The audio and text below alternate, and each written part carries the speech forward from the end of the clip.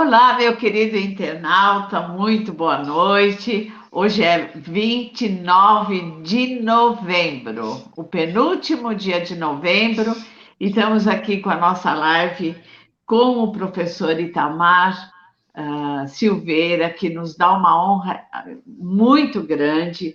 O livro que nós estamos comentando aqui, deixa eu colocar bem aqui na minha frente, ó, tá bom? Que é para você adquirir esse livro, ele vai te dar depois o link da livraria dele, você pode adquirir direto com o professor. Eu vou dizer uma coisa, viu? Você vai se encantar com esse livro. E ele é muito, muito didático, muito simples. Qualquer pessoa vai ter condições de entender. E eu espero, meu querido internauta, que esse clube do livro nosso seja assim muito, muito especial, porque o que nós estamos aprendendo com esse livro é assim fora de série. Então, nós vamos, só para dar o nosso boa noite, né? Eu coloco o professor, depois, em seguida, o nosso querido jornalista Alexandre Barbosa. Aí nós voltamos e iniciamos essa nossa nova live. Professor Itamar, o seu boa noite para os nossos internautas. Boa noite, Cléia. Boa noite, Alexandre. E como diz o prefeito de interior, boa noite, bom dia, boa tarde, independente da hora que você estiver nos assistindo, né? Porque a característica da live, do vídeo que a gente faz, é que as pessoas vão assistir em qualquer horário, né? Muitos dias depois, e é muito importante. É mais uma vez um prazer estar conversando com vocês e poder falar desse livro, que é a minha última produção. Vamos lá. Muito obrigada, professor. Alexandre.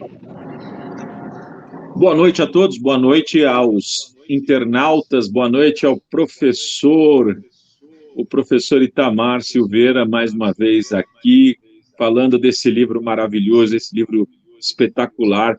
O tema já é bem interessante, bem sedutor, né?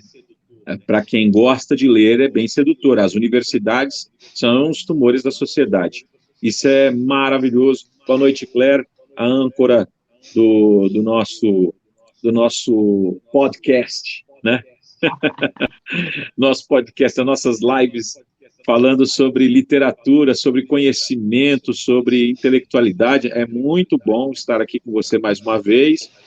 E falando aí com a sumidade aí do professor Itamar Silveira, que é um grande parceiro nosso, uma pessoa hiper agradável. Eu sempre falei para ele que as lives com ele são lives muito interessantíssimas. Eu acho muito bacana estar sempre falando com o professor. Obrigada, viu, Alexandre? Muito obrigada. Eu estou super encantada, professor, com o seu livro. Nossa, eu vou comprar pelo menos uns 30 para dar para algumas pessoas nesse Natal, com certeza. Meu querido internauta, nós já falamos dos 5 primeiros capítulos, né? E os próximos 5, nós vamos falar, eu vou rapidinho dizer para você quais são os tópicos, e o professor vai começar a fazer os seus comentários e a gente vai entrando na conversa, né, Alexandre? A gente vai entrando na conversa. Sim. Então, hoje, olha que coisa interessante, nós iniciamos com o tópico As Ciências Humanas são as joias da coroa. Depois, as humanidades amam o totalitarismo. Gente, isso é demais, né? Os vestibulares orientam a doutrinação. O marxismo não é uma corrente filosófica. E, finalmente, o caos planejado. Chega a arrepiar esse último tópico, dá um arrepio na gente, né? Mas, professor, fique à vontade para o senhor começar com As Ciências Humanas são as joias da coroa, que o nosso internauta consiga realmente entrar nessa nossa live e entender o que está acontecendo, o que aconteceu durante tantas décadas e nós ficamos quietinhos. Nós colaboramos para esse caos porque ficamos quietinhos. Nós estávamos trabalhando, estudando.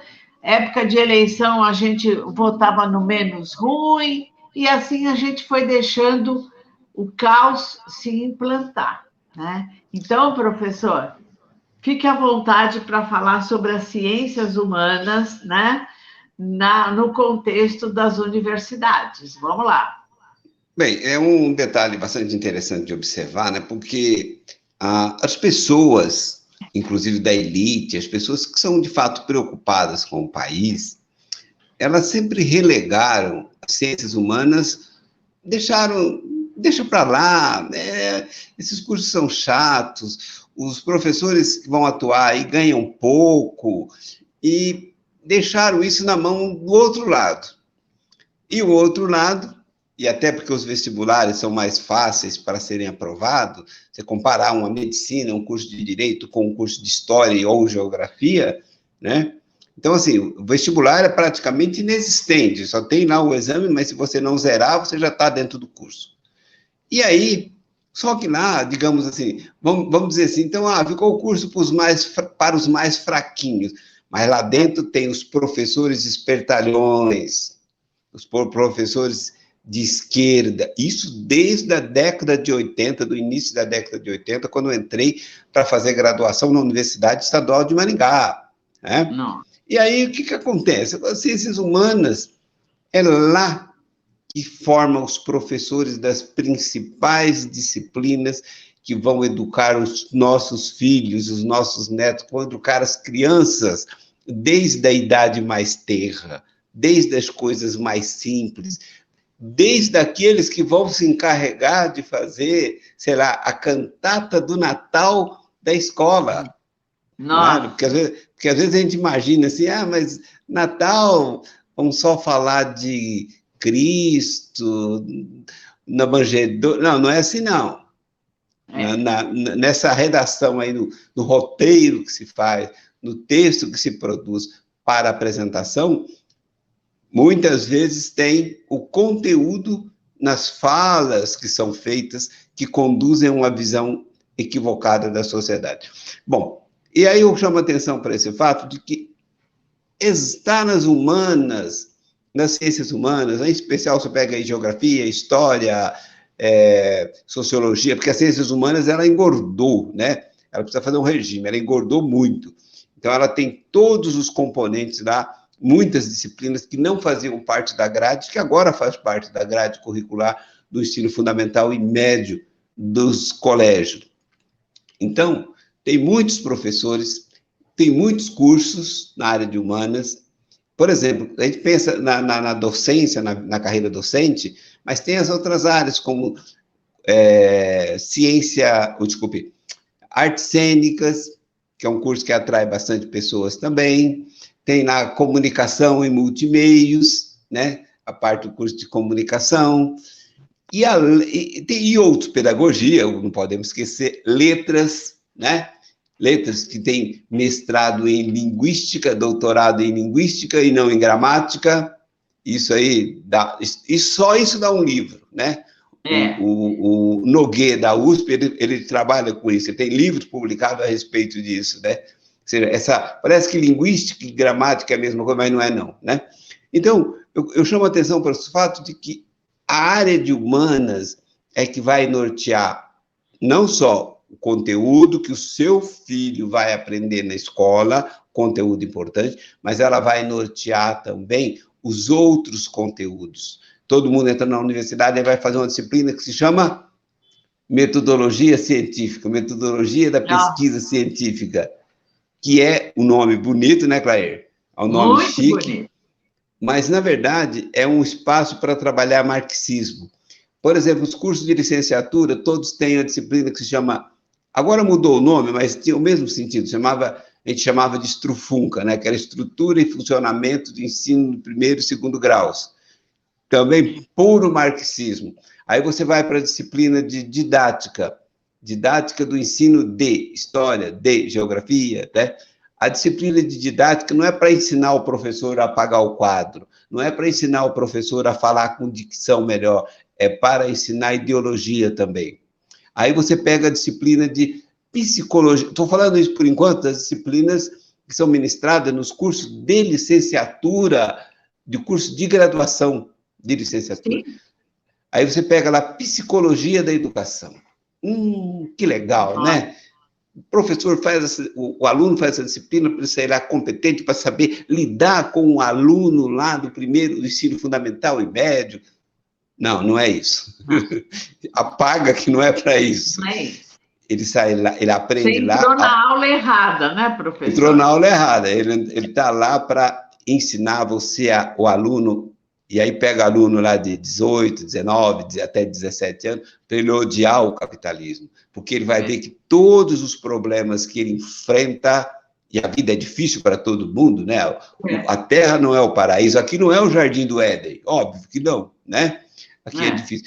Mas ele vai aprender que isso na disciplina de psicologia da educação, que é uma disciplina, digamos assim, leve, en passant, mas ele vai aprender que o problema que ele enfrenta é devido à sociedade do indivíduo, à sociedade capitalista, né? É o problema da família que ele tem, porque a família dele é patriarcal, o pai é opressor, a mãe tem problema, a irmã tem problema, todos devido à ordem patriarcal, machista, branca, ocidental, cristã, né? O cristianismo é um problema para um psicólogo, para um professor de psicologia da educação, né? Então, assim, ele aprende tudo, ele tem todo o conteúdo em disciplina de psicologia da educação para odiar o capitalismo, odiar a liberdade de mercado, odiar a liberdade de expressão, odiar o cristianismo, odiar a família. Pô, você precisa de mais? E todos os cursos de licenciatura, até de matemática, né, tem lá a disciplina de psicologia da educação. Exato. Tem também nesses cursos, por exemplo, vamos pegar curso bem física, né? Licenciatura em física, tem lá a disciplina de sociologia. Às vezes tem a disciplina de filosofia também. E qual é o sentido de colocar essas disciplinas nesses cursos? É que são cursos técnicos, então você precisa humanizar. Mas humanizar é um termo bonito, que todo mundo concorda, ninguém fica contra humanizar, mas, na verdade, é um espaço para doutrinar, para você... Inclusive, uma coisa muito estranha, né? Até naquela conversa que tivemos informalmente a semana passada, em que o Alexandre falou, né, que ele estava no ônibus, que tinha pessoas que ele achava que era todo mundo de esquerda e aquelas não eram, e que tinha alguém que seria de direita, que era um professor de matemática, era exatamente o mais comunista de todos. Né? Olha só. Na minha universidade, por exemplo, os professores do departamento de matemática, departamento de física, eu não tive uma notícia que tivesse um que não fosse de esquerda. E departamentos são grandes, né? Departamento de matemática tem 50 professores na minha universidade, que matemática dá aula para quase todos os cursos, né? No caso, todo o curso de exatas, os cursos que ele tem, o curso de exatas, o curso de engenharia, né? Então tem muita disciplina, economia, todos esses cursos têm disciplina de matemática. Então, lá, eu não fiquei sabendo, nunca fiquei sabendo que tivesse um professor que não fosse de esquerda. Assim, por isso que eu chamo a atenção, ou seja, o conteúdo que tem de humanas, ele é como um veneno, né? Ou, para usar o termo já daqui da capa do livro, né? Ele tem células cancerígenas que vão contaminar áreas técnicas que não deveriam, que deveriam ser objetivas, né? Bom, aí depois vocês podem perguntar o que vocês quiserem a respeito disso. O próximo que eu chamo a atenção aqui é as humanidades amam o totalitarismo, né? Exato. Então, os cursos de humanas são todos... Sim, claro que tem exceção de um professor ou dois... e claro que ele permanece calado, com o biquinho calado, para ele não ter problema, né? Uhum. Mas todo mundo... qual que é a grande matriz para os cursos de humanas? Revolução Francesa. E a Revolução Francesa foi, digamos assim, uma das maiores barbáries da história da humanidade. Exatamente. E todo mundo... E tem gente de direita que confunde, inclusive agora nesses momentos de grandes manifestações, olha, o povo na rua, assim como na Revolução Francesa. Peraí, Revolução Francesa foi uma outra história. A Revolução Francesa foi algo que absolutamente não contribuiu em nada com o desenvolvimento da França. E, pelo contrário, a Revolução Francesa contribuiu para o atraso da França digamos assim, disseminou radicalidade, brutalidade no mundo inteiro. Que o mundo inteiro se inspira na Revolução Francesa. Né? Exato. Então, as ciências humanas, os cursos de ciências humanas, geralmente se inspiram no iluminismo francês, né? Portanto, na Revolução Francesa, no marxismo, e aí veio o marxismo radical, né? No caso, radical não no sentido de violento, da teoria, né? Da teoria do Marx, Engels, né? Depois se baseiam também nos conteúdos para estudar a questão do Lenin, Stalin, Trotsky, e aí eles criam, por exemplo, assim, um conflito entre entre Stalin e Trotsky, quando, na verdade, são os dois do mesmo lado. Exato. Esse tipo de debate que pode ter dentro dos cursos de humanas, você é trotskista ou você é stalinista, né? Ou você... Aí cria aquela perspectiva que o Lenin não era nem Stalin, nem Trotsky. Uhum. Então, quando chega nos conteúdos mais contemporâneos, pegando no século XX, aí, né, a Revolução Russa é tema obrigatório em todos os cursos. Pega a questão da Revolução, a Primeira Guerra Mundial e a Segunda Guerra Mundial. A Segunda Guerra tem muita ênfase, mas não é para tratar da Segunda Guerra. É para mostrar o nazismo como sendo anticomunista e, portanto, sendo de direita. Esse é o objetivo. Né? Aí vem a Guerra Fria para tratar, digamos assim, os Estados Unidos como o malvadão da história, e enaltecer as lutas como dos vietnamitas, dos cambodjanos e por aí afora, né? Então, assim, e claro que isso, para não alongar muito, isso daria muita coisa para falar desse conteúdo, mas é todo ele voltado para enaltecer o totalitarismo. Mas eles chamam o totalitarismo de democracia popular. Né? Exatamente, é o que o senhor coloca logo no comecinho, essa democracia popular, né? Que é o igualitarismo que o senhor fala, né? Arbitrado pelas forças de Estado. Né? Exatamente. Como foi o leste europeu, né? O senhor cita o leste europeu, né? Que vivem sobre rígidas ditaduras comunistas, porém, são chamados de democracias populares. Exatamente como o senhor colocou, né? E agora, a partir da década de 90, né, que essas ditaduras caíram no leste, e aí o que surge? Surgiu uma aversão muito grande aos comunistas. Tanto que países como Polônia, tem mais uns 2 ou 3, que tem até proibição de organização de partido comunista nesses países, dado o sofrimento que foi imposto a eles naquilo que, inclusive, o nosso FEF, o Fernando Henrique Cardoso, o FHC... Fernandinho Cardoso. O Fernandinho chamava de... Ele gostava de falar, esteve visitando as democracias populares. Né? Mas aí, pode colocar, que eu acho que eu já falei bastante nesse conteúdo aqui. Eu queria que o senhor falasse aqui da moral invertida, né? Que é com um significado trocado das palavras.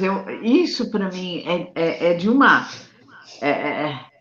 é de um contexto assim tão maligno, vamos dizer assim, como o senhor trata mesmo, que são tumores, né, nas universidades, a forma de ensino que está sendo levado, então essa inversão, né, a moral invertida é assustador. Eu queria que o senhor falasse um pouquinho isso nas ciências sociais.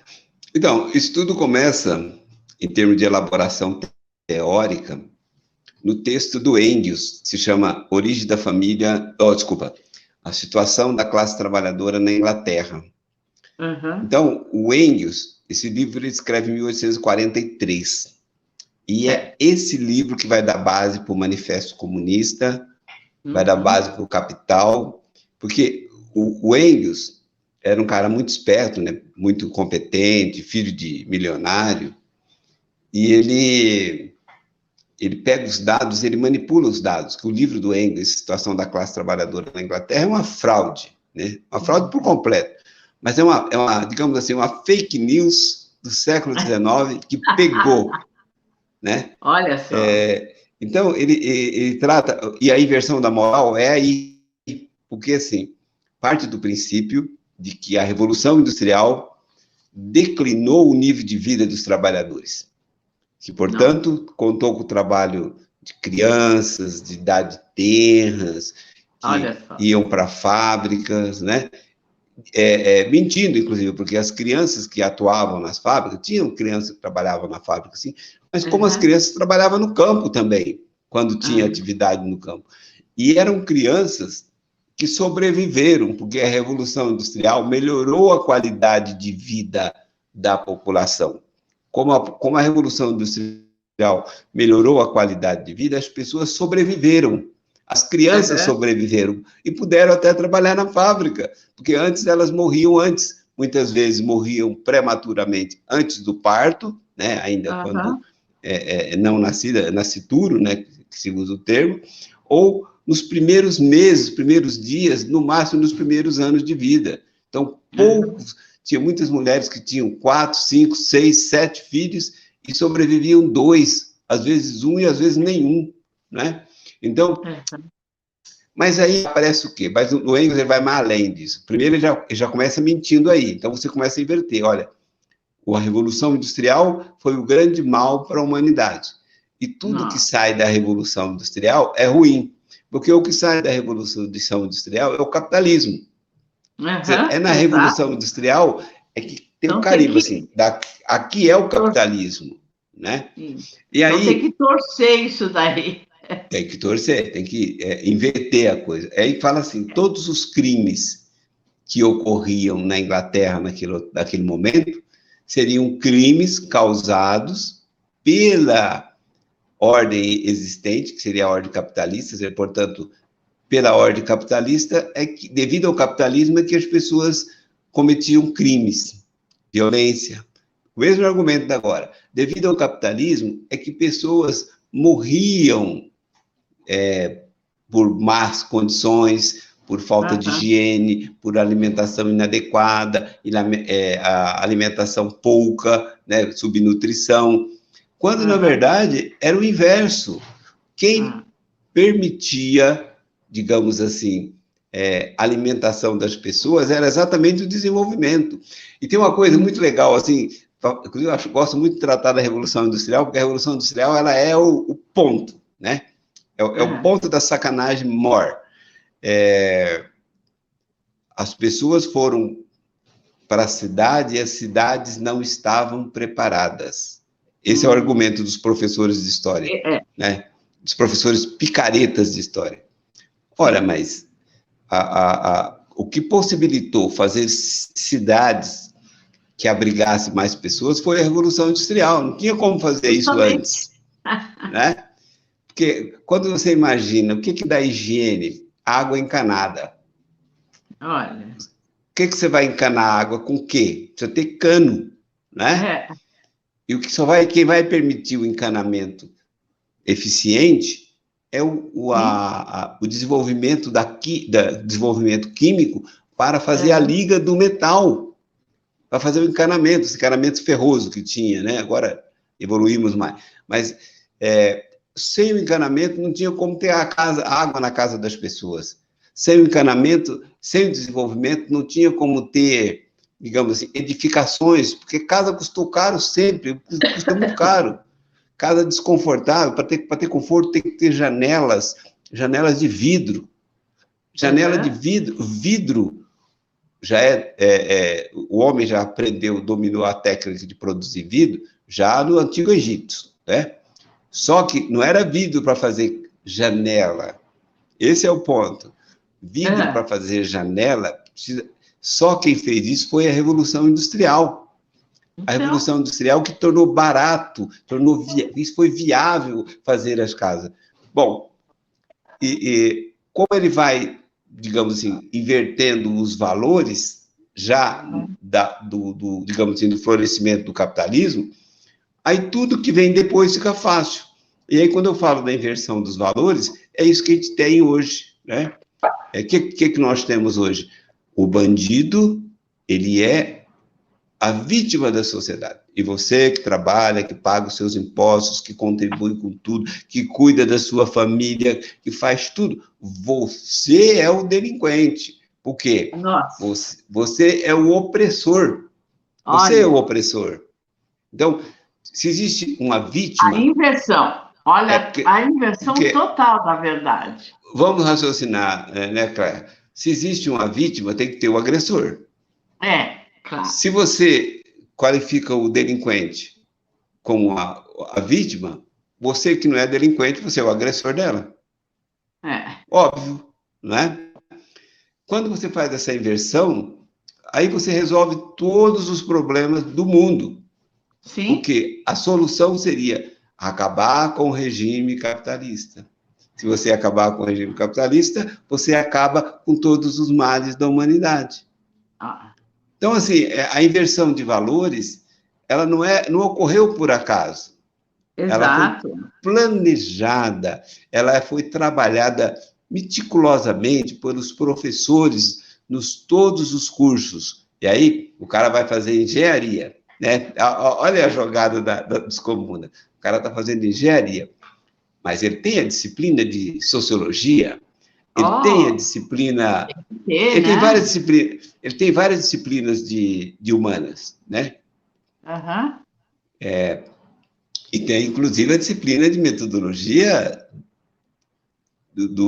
metodologia científica, onde, em tese, o professor, nos cursos mais técnicos, seria ensinar o engenheiro, por exemplo, ou qualquer outra profissão que você imaginar, como montar um projeto, como montar tecnicamente um projeto na parte, digamos assim, de redigir isso.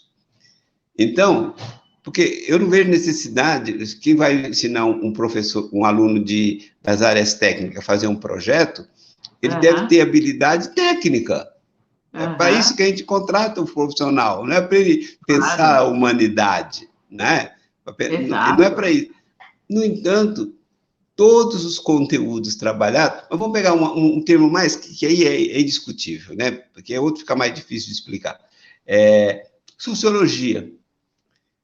Sociologia tem lá no curso de engenharia, exatamente porque você tem que colocar na cabeça do engenheiro que os males que a sociedade vive é por causa do capitalismo, né?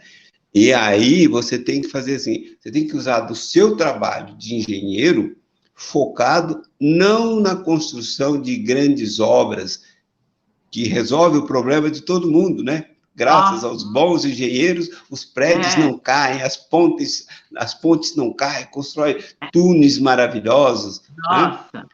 Mas as aí ferrovias, as ferrovias cruzam o Brasil inteiro.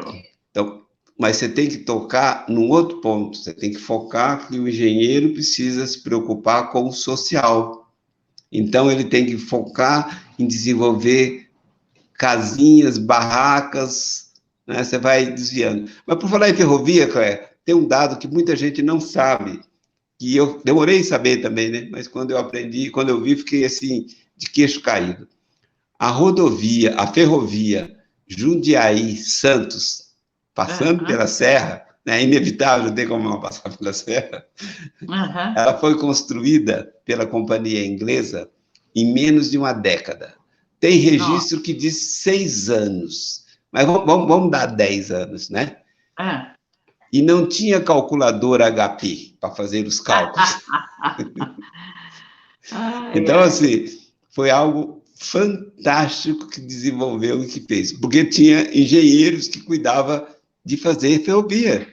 Ele não era Eu sociólogo. amo ferrovias. Tanto é que no meu Facebook, tudo quanto é vídeos das ferrovias que cortam o nosso país, qualquer uma eu jogo no meu Face. Aqueles trem, o pessoal deve falar, mas essa mulher aí, o que ela quer com isso? É trem passando toda hora? Sim, eu mando, né? Quem sabe algumas mentes abrem, não é? Então, assim, todos os cursos estão contaminados com essa perspectiva. Agora, O senhor fala aqui, deixa eu só fazer um parênteses, né? Então, o senhor fala que existe em muitos cursos a disciplina de metodologia e técnica de pesquisa, que é isso que o senhor vem falando, que apesar do título ser científico, é sempre utilizado para tratar do materialismo histórico. Isso eu queria, isso é o que o senhor está conseguindo, ou das suas variantes, né? Que é o método de apreensão da realidade. Eu queria que o senhor falasse assim, um pouquinho a respeito disso. então, E aí depois entrar no tópico sobre a propriedade privada. então, a questão da metodologia científica, das disciplinas, porque assim, na universidade as pessoas não podem levar a sério o título da disciplina, porque o título coloca qualquer coisa. Nossa. Depois, o que a gente faz é o que está digamos assim, no desígnio do professor. Todo mundo sabe que a disciplina tem lá ementa, que é o geral, o programa, que são os subitens que deve constar, aqueles conteúdos devem ser trabalhados. Eu gosto de falar muito da área de humanas, que é o que eu conheço bem. Né? Então, você tem lá ementa, transição do feudalismo para o capitalismo, ponto. Aí você coloca o programa, você vai colocando lá a forma de trabalho, tal. Só que tudo isso tem uma bibliografia aprovada, e o professor deve trabalhar com essa bibliografia, tal. Não só, mas deve trabalhar com essa bibliografia também. Agora, o que as pessoas às vezes não contam é que, por mais formal e legal que seja o curso, a disciplina, em termos de papel, o conteúdo que é ministrado pode ser exatamente divorciado daquilo que está lá. O professor ele tem liberdade de cátedra.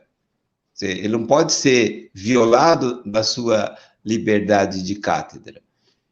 Ele, o professor, o que ele teria restrição, tem uma coisa que tem restrição, mas também ninguém nunca obedeceu, então vale como regra. O professor não deveria ter liberdade de expressão, que é diferente de liberdade de cátedra. E o que os professores fazem hoje? De qualquer disciplina, o cara já coloca lá Bolsonaro genocida no meio e vai falando. Então, assim, liberdade de expressão, quem quer ter liberdade de expressão, isso não cabe à sala de aula. Parece contraditório, mas não é. Ele tem liberdade de cátedra. Só que como ele tem a liberdade de cátedra, e isso se confunde com liberdade de expressão, ele acaba falando o que ele quer, no momento que ele quiser, em qualquer disciplina. Esse é um ponto, inclusive, bastante sério. Mas, para não dar esperança para ninguém, eu não acho que deva ser fiscalizado isso, não. Deve deixar livre mesmo. Deixa ele com a liberdade de cátedra e liberdade de expressão, ele ministrar o que ele quiser, porque não vai alterar em nada. Certo. Então, assim, obrigar o professor a dar um conteúdo, ele como ele está na sala de aula, ele está com os alunos, ele pode dar um conteúdo que seja obrigado e dar esse conteúdo no sentido negativo. Porque professor ganha vida para falar, né? Veja que eu não paro de falar até agora, eu quero falar o tempo todo, né? Porque sempre ganha vida para falar também. Então, assim, a gente consegue inverter o que a gente quiser. Então, os professores acabam, de fato, fazendo isso de forma rotineira. Né? Eu não sei se eu desviei do assunto ou não. Não, Aí o senhor fala sobre o norte teórico político na formação dos profissionais. Esse tópico também eu queria então, que o senhor... essa é uma questão interessante, né? É. Aí vem a questão que eu já estou falando faz tempo, né? Mas só para fechar, né? O norte teórico é assim, o que esse curso visa?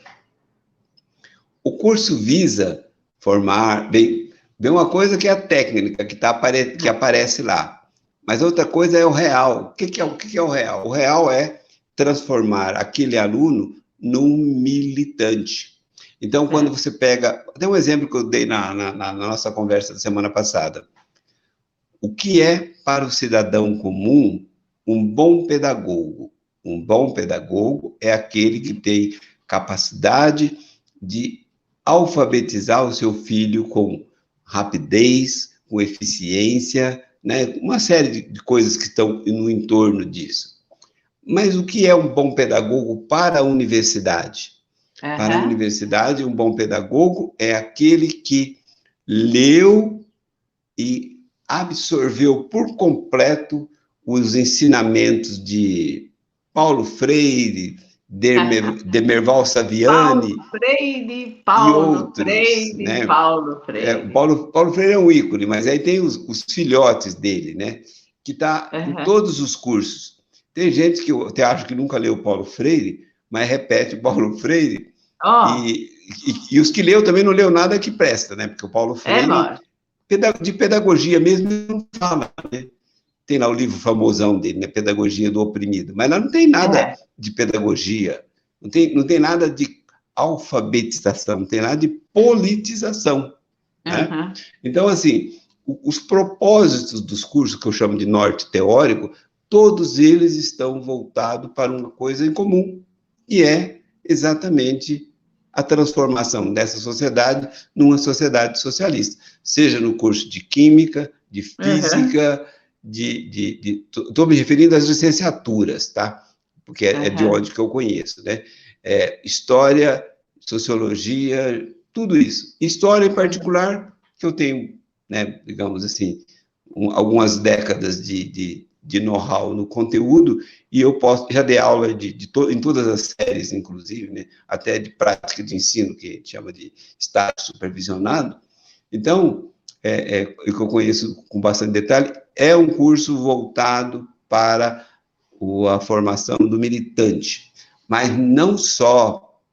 E outros cursos que tem menos conteúdo obrigatórios, porque quando você pega o curso de História, tem muitos conteúdos que são obrigatórios. Você tem que trabalhar com o aluno, você leva o aluno a ler Primeira Guerra Mundial, Segunda Guerra Mundial, né? Então, Guerra Fria. E aí, quando o aluno vai ler, ele está sendo doutrinado, mas ele pode escapar, né? Ele pode escapar, porque ele pode encontrar um outro livro que mostra uma outra abordagem. Agora, quando você pega os cursos mais, digamos assim, que seriam menos político, mas é político, tipo,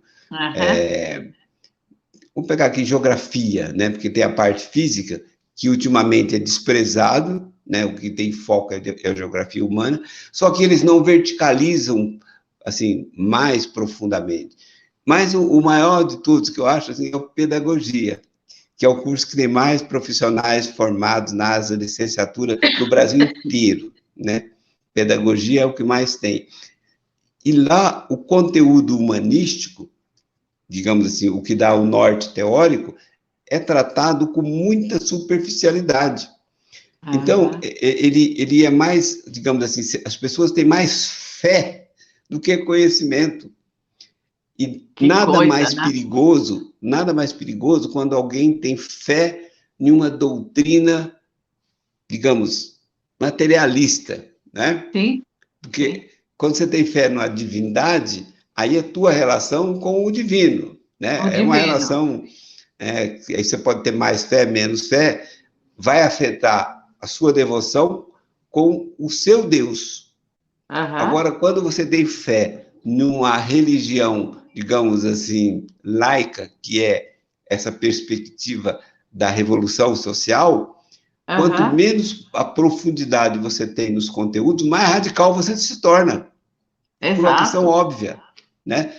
E, E o e ignora. aí, professor, eu queria só fazer um parênteses, o senhor falando disso, aqui a gente pode entrar para falar que o senhor tem um, um, um parêntese, não parêntese aqui, o senhor tem um parágrafo aqui que eu vou até ler, porque eu achei fantástico e o senhor depois vai comentar sobre ele. Se tirar a propriedade privada como base dos valores da sociedade, tirará também o norte moral das pessoas que compõem a nação. Uma população cuja base não seja o direito dos indivíduos está vulnerável a todos os arroubos totalitários dos agrupamentos organizados ou dos que vierem a se organizar politicamente. Eu achei esse parágrafo que eu falei, não, eu tenho que comentar isso com o professor. Fantástico, porque aqui parece que está o cerne, né, dessa parte aqui, onde a gente observa que a esquerda ela realmente incute um regime totalitário porque ela luta demais para destruir a propriedade privada. Né? E aí, assim, esse parágrafo, inclusive, eu me lembro que eu fiz, refiz, para deixar ele bem provocativo, né? Uhum. Porque se você, as pessoas às vezes não param para pensar nisso. As pessoas têm, Uhum. muitas pessoas têm uma fé romântica. Olha, se tudo que tem for de todos, como vai ser feliz? Pega a música dos Beatles, né? do John Lennon, Imagine, né? Imagine, né? Aquela Imagem. música, as pessoas cultuam aquela música. Quando, na verdade, aquela música é a barbárie, não tem nada mais bárbaro do que aquela música. Uhum. Pega a letra daquela música e disseca Nossa. ela. Se vocês tiverem tempo e vontade, um dia a gente pode pegar só a letra daquela música e dissecar aquilo. Aquilo é algo bárbaro, né? Uhum. Então, assim, qual é o cerne daquela música? É arrancar a sua propriedade privada. Quando você tira a propriedade privada da parada, você tira também a família. Isso. Você tira a propriedade privada, a família. Qual é a diferença de ter família e não ter família? Né? Então, aí tem uns que falam que primeiro vem a questão da família e depois da propriedade. Eu estou mais para a propriedade depois da família, mas tanto faz, né? Vamos colocar junto aí. Quando você tira a questão da família, que a esquerda luta tanto para destruir, e quando luta tanto para destruir a propriedade privada, o que sobra? Né? E aí, junto com isso, se você abre mão da propriedade privada e abre mão da família, você nem precisa tocar no nome de Deus, que você já tirou nem precisa, Deus fora. Você já pagou, Deus não existe mais, né? Bom, como já dizia lá esqueci o nome do Dostoiévski, né? Se Deus não existe, tudo é possível. Então, onde é que está? Por que os regimes? Por que os regimes totalitários? Por que os regimes, digamos assim, regimes de natureza ateia, eles são totalitários? Porque o homem, num regime totalitário, num regime ateu, ele acaba a sacralização da alma, né? Portanto, a alma não existe. Exato. Se a alma não existe compromisso do ser humano, do indivíduo, com a divindade. E também não existe o compromisso do governante em respeitar os indivíduos, porque ele não tem conta a prestar a ninguém. Ele só tem conta a prestar a ele mesmo. Quando você pega Exato. o Vietnã, Camboja, todos os regimes que chamamos de marxista, eles são baseados na eliminação da família, da propriedade privada e de Deus. Bom, se você ficou livre, leve, solto, você pode fazer o que quiser. Você volta lá na era pré-cristã. Por que as pessoas eram, digamos assim, por que o cristianismo, você não precisa ser cristão, ninguém precisa ser cristão para entender isso, né? Mas entenda, isso é um fato. O cristianismo, ele vai fazer o quê? Quando ele trata que cada corpo tem uma alma, ele vai reforçar aquilo já que vinha desde o Antigo Testamento, que o corpo é um templo do Espírito Santo. Então, você não pode tocar neste corpo, você não pode destruir esse corpo, que você estará destruindo. Primeiro, você estará destruindo o templo da divindade, que é o templo do Espírito Santo. Esse corpo tem uma alma, né? A ideia é que esse corpo tem uma alma, então me impede, enquanto governante, de ceifar essa alma, de ceifar esse corpo, porque eu estaria maltratando essa alma. Exato. Mas, quando você tirou isso, tirou a propriedade privada, tirou a família, e aí você eliminou a divindade, eu posso tudo se eu tiver a arma, digamos, de maior calibre. Se eu for mais forte belicamente, eu posso... Tá, não estou gostando da cara de vocês aqui na tela junto comigo, eu posso esse materialismo, né? não crê numa outra vida, então a vida vai acabar aqui, então eu tenho que fazer tudo que eu quero, porque depois que eu morrer, morri. Acabou. Não tem mais nada. Eu posso tudo, né? Eu posso tudo, né? Exato. E aí tem duas coisas, né? Tem duas coisas. Tem o temor à divindade, mas mais do que isso, quando você tem o temor à divindade, você tende a ter o respeito ao próximo. Se você não tem o respeito se você não tem o temor à divindade, você pode até ter o respeito ao próximo, você pode até ser um homem super caridoso, só que isso depende de índole individual de algumas pessoas. Enquanto se você tem a perspectiva da divindade, você tem o chefão lá em cima, ó. Né? O que a gente fala para a criança quando ela está querendo fazer alguma coisa que não pode? Ó, Deus está vendo, né? Pelo menos eu aprendi isso. Olha, você sai de casa, mas Deus está vendo todos os teus passos, portanto, presta atenção. Né? Presta atenção. O olho divino não pisca, ele está lá te olhando. Agora, quando você elimina essas categorias, o olho divino não existe. Então, eu não preciso tolerar os chatos dos meus inimigos, dos meus adversários, eu posso simplesmente matá-los, né? Não tem que dar conta para ninguém. Não tem que dar conta de ninguém. Eu mato quantos eu quiser, né? Eu vou dar um pequeno exemplo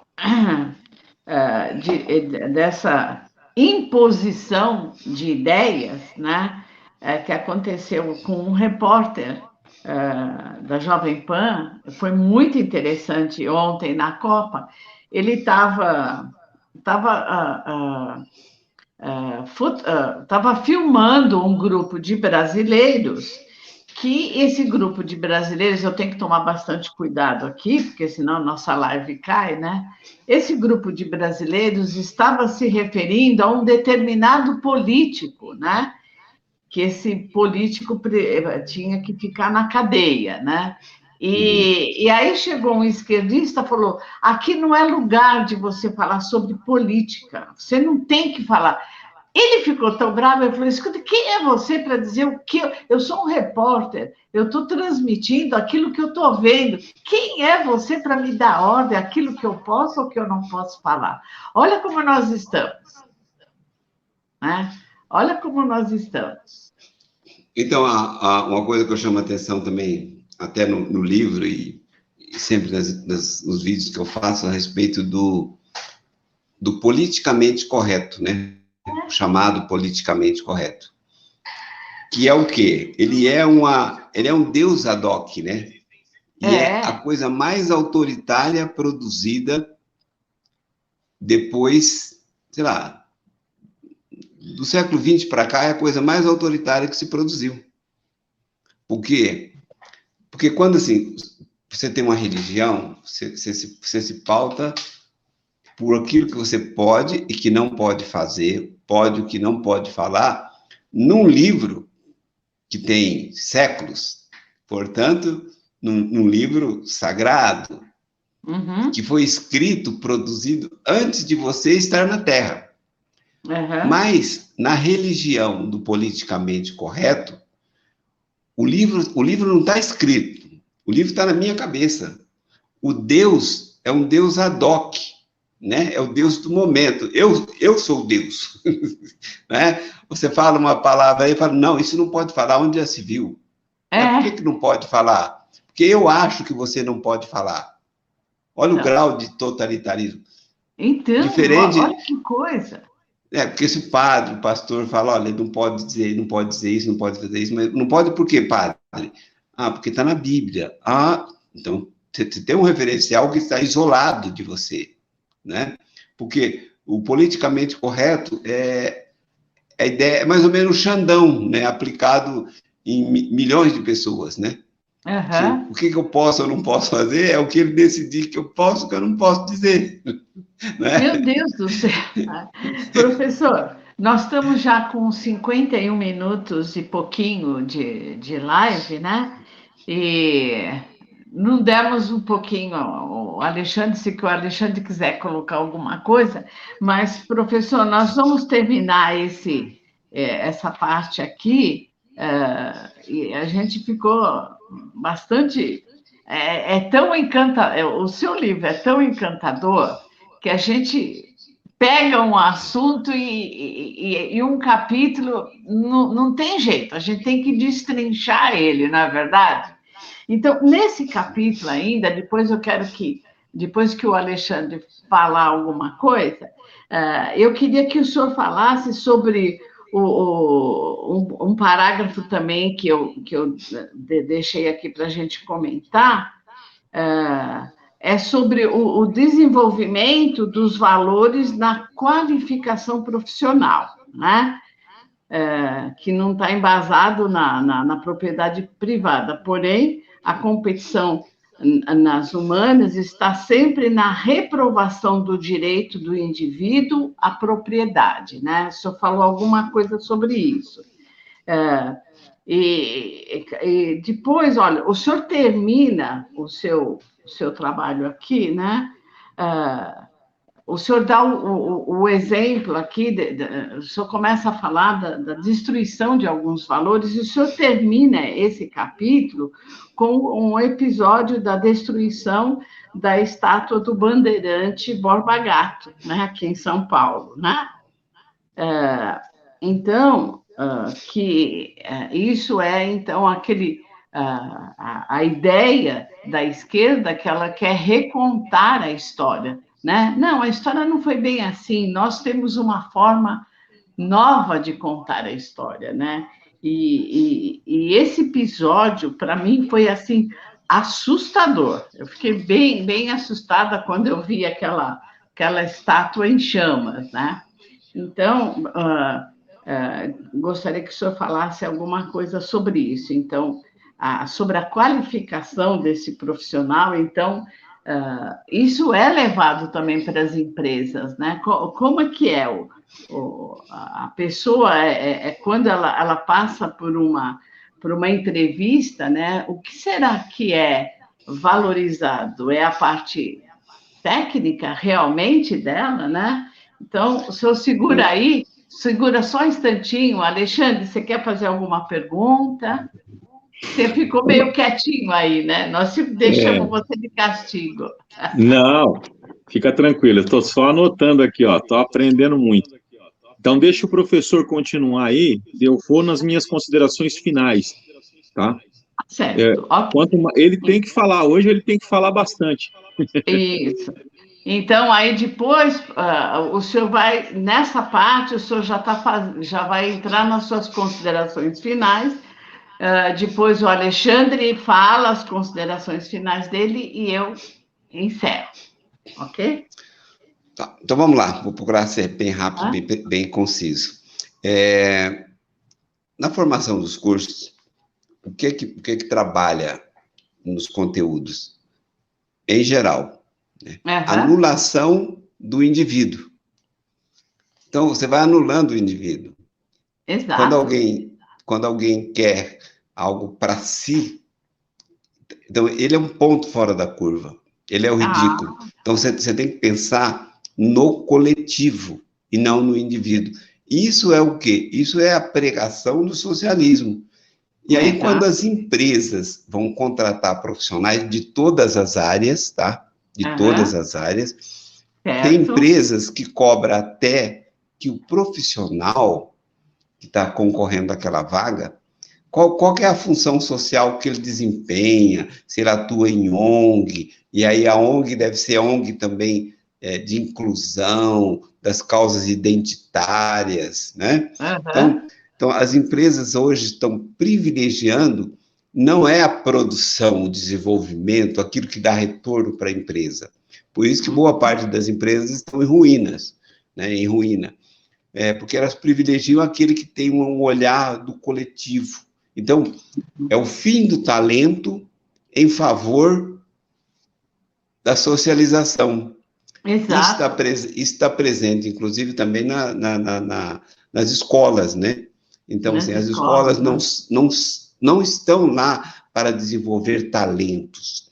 As escolas estão lá para desenvolver indivíduos que sejam capazes de pensar coletivamente, de pensar no social, de pensar no seu bairro, aquela ideia.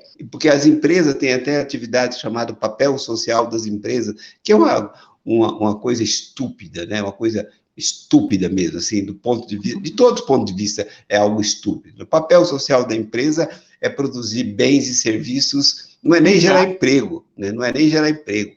Emprego é uma consequência do que ela faz. O papel social da empresa é servir para o cliente, servir para o comprador artigos com qualidade, bens e serviços de qualidade. É isso. É por isso que a sociedade desenvolve, é por isso que ela emprega pessoas, e ao desenvolver bens e serviços com qualidade, reduz o custo e pessoas podem consumir. Olha que maravilha, né?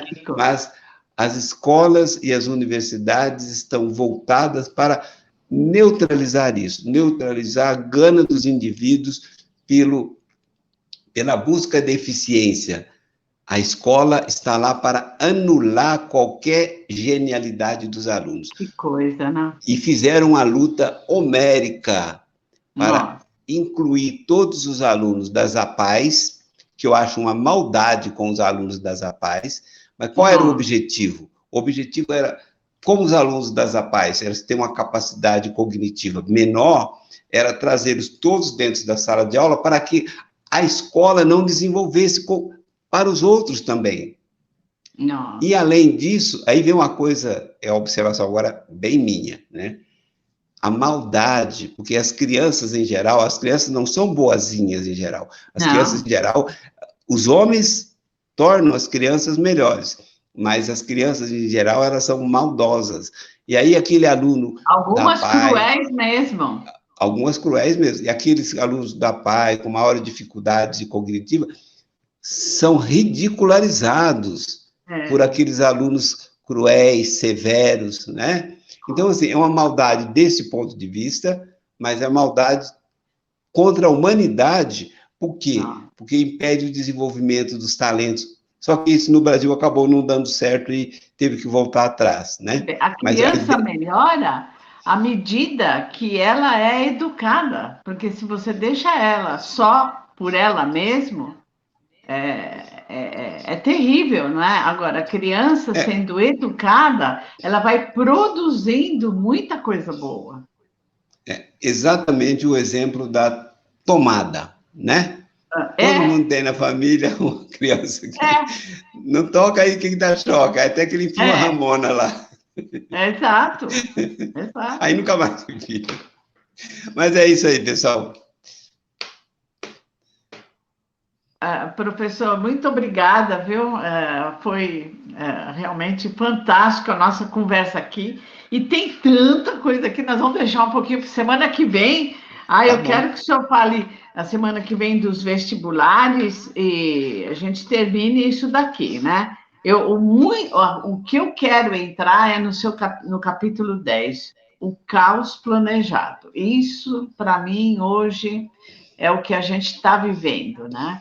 Mas vamos dar a palavra para o Alexandre. Suas considerações finais, Alexandre.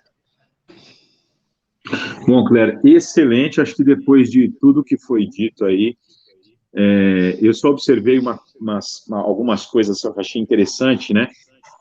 Uhum. É que o professor ele nos faz voltar, ao mesmo tempo que a gente tem um portal que se abre para a gente entender como funcionam as escolas, as salas de aula da universidade, né? Uhum.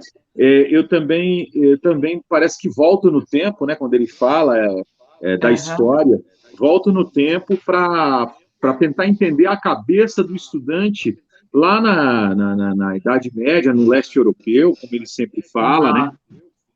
Isso me faz refletir que uma pessoa que não tem condições de ter um discernimento de que o marxismo não é uma corrente filosófica e sim uma religião, como é que ela vai entender, por exemplo, que, que os regimes totalitários eram todos de esquerda, não há nenhum de direita? Você vê lá Giovanni Uhum. Amendola, em 1923, quando cita pela primeira vez e dá o nome de regime totalitário lá em 23, né? Você vê que os regimes de totalitaristas, né, fascismo, nazismo, stalinismo, o Salazar em Portugal e o Franco na Espanha, todos esses regimes, eles são totalitários e são, na verdade, eles possuem vínculos com a esquerda e nunca com a direita, Exato. né? Porque Exato. a direita não é, na verdade, só um espectro político, é um modo de vida, né? É um Uhum. estilo de vida. Então, isso tudo a gente aprende num livro fenomenal, que é o livro do professor. Inclusive, o capítulo que eu mais amei, assim, acho que foi esse, o marxismo não é uma corrente filosófica, até porque a minha área é a área religiosa e eu trabalho muito com relação a essa tentativa de trazer de volta aquele que realmente é cristão e está enganado pela esquerda lá, né? Uhum. Achando que a esquerda é só uma corrente filosófica, quando na verdade ele está deixando de ser um cristão para ter uma religião. E o Exato. marxismo é uma religião. Exato. O Deus deles é o Estado, a igreja deles é a obra social, entendeu? E assim por diante. Então, eu acho de suma importância, eu acho que essa live ela tem que ser divulgada, compartilhada para muita gente, inclusive para os cristãos. Essa é a minha consideração final. Principalmente. É de suma importância ter o professor conosco, falando, porque em 2, 3 lives eu acho que a gente já aprendeu muito mais do que 4 anos numa universidade. Verdade, verdade. Mas, Alexandre, muito obrigada também pela sua colocação. Eu quero me despedir aqui dos nossos queridos internautas. Estamos com 1h03, professor. Então, mas é tão bom conversar com o senhor. Nós ficaríamos aqui, sei lá, acho que 5 horas, sem sentir, né? Porque foi realmente maravilhoso. E, professor, esperamos o senhor na próxima semana. Vamos continuar aqui Como eu falei para o senhor quando eu recebi o seu livro, eu estou degustando o seu livro. Muito obrigado, pessoal. Fico muito honrado. Então, eu quero me despedir aqui dos nossos queridos internautas. A semana que vem, né? Semana que vem já estamos em dezembro. Dezembro será dia 6, não, Dia 6, nossa, semana que vem, dia 6, estaremos de volta e eu quero deixar você, querido internauta, bem, assim, curioso para saber o que é esse caos planejado que o professor vai falar. Ele vai falar sobre os vestibulares orientam a doutrinação, eu acho que vai ser bastante interessante. O caos planejado, quem sabe a gente consiga entrar um pouquinho já, um pouquinho mais para frente, mas vamos ver se a gente, se nós ficarmos já nessa parte aqui, a paixão revolucionária dos professores, se a gente conseguir chegar até lá, vai ser bom. Mas se não, essa parte aqui do caos planejado, dá uma pitadinha, professor, nas suas despedidas para o nosso internauta sobre o caos planejado. Vou dizer uma frase que expressa bem isso. Hoje nós vivemos uma situação desesperadora no Brasil, porque nós temos um Supremo Tribunal Federal que faz o contrário do que deveria fazer, né? Que isso leva a um caos na sociedade. Uhum. E o que significa esse STF que nós temos hoje? Esse STF é o militante do DCE da década de 80, 90. Esses militantes chegaram à Suprema Corte. Da mesma forma que eles invadiam a reitoria, invadiam o restaurante universitário e faziam as suas estripulias, hoje eles fazem isso com a Constituição na Suprema Corte. Então, é algo planejado que está sendo, digamos assim, realizado. É isso. Até. Boa noite a todos, bom dia ou boa tarde, a hora que você estiver vendo essa live. E até a semana que vem. Um abraço. Pessoal, muitíssimo obrigado pela sua atenção até agora, né? E desejamos uma ótima semana para todos vocês. No final, e entramos aí nessa semana, vamos ver se teremos algumas novidades, né? Mas desejamos a todos uma semana de tranquilidade, pelo menos, né? De paz. Até lá, pessoal, até dia 6, né? Na próxima semana. Um grande abraço a todos. Obrigada, professor.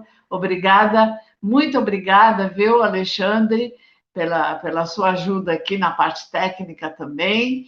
E um grande abraço a todos vocês, hein? Até a semana que vem. Tchau, tchau.